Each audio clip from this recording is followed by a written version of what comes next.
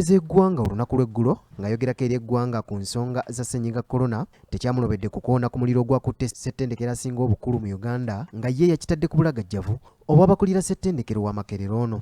I'm sorry about the fire which was in the building of Makerere.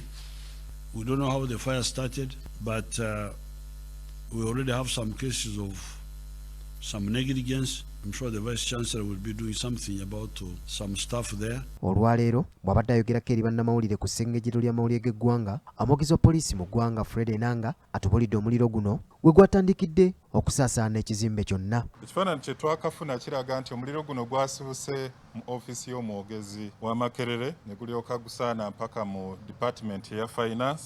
Ono agamba kati bakwongera okukola okunoonyereza akavuna bayinginiya okuva mu kitongole ekya Kampala Capital City Authority, ekkeberero lya gavumenti, ekitongole ekya umeme, ab'ebyenkumu okuva ku poliisi banaba bamaliriza okukola ogwabwe. Tetusobola kuyingira kizimbe mu kiseera kino kubanga ba inginiya okuva mu KCCA balina okujja basobole okwetegereza obulabe obuliwo tusobola okuyingira ekizimbe ne kikusaanikira.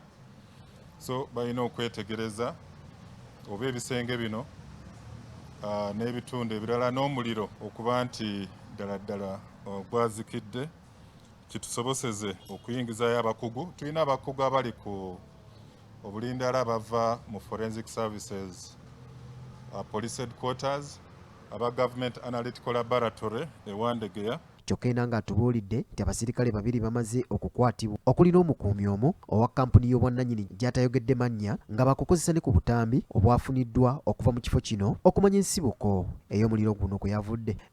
Tugenda kutunuulira ebintu bingi ebiba bisigadde oba kyavudde ku circuit oba wabaddewo ekyabwatuse mu ngeri ya petroli oba bbomu oba ki, ebyo byonna bijja kuva mu kunoonyereza.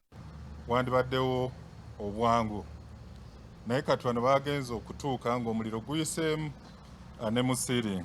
Era kiviiriddeko okukwatibwa kw'omupoliisi abadde alina okukuuma ekizimbe ekyo obudde obw'ekiro.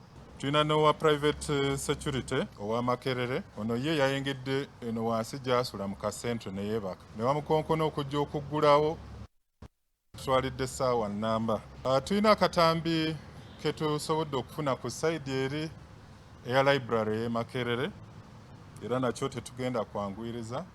Abakugu balina okulaba akatambi ako katulage oba waliwo ekifaananyi ekiraga nti ebyabaddewo oba waliwo abantu abasobodde oyingira ekizimbe ekyo nga tekinnabakwata muliro. Newankubadde nga kyabatwalidde akaseera okuzikiriza omuliro guno, Enanga agamba nti emmotoka enzinyamooto 11 n'abasirikale abawerera ddala 40 be bayambyeko mu kaseera ako. Ate ne Makerere kennyini terina water hydrant, nti omuliro we guba gukutte odduukirira amazzi nga gaweddemu mu bino bitanka byaffe. So badde balina okuvuga okudda ku Clock Tower bajjuze amazzi ate bakomewo. Mu birala poliisi erabudde basajja baayo abalagajjalira okuteekesa mu nkola ebiragiro bya kafyu ne minisitule y'ebyobulamu nti bano bajuliridde kukangavvulwa kafuna banaakwatibwa. Bino we bijjidde ng'omukulembeze w'eggwanga yakamala okutegeeza nga ebbaala, jiimu, obutale bw'omubuulo, ebifo awazanyirwa zzaala bwe bikyali ku muggalo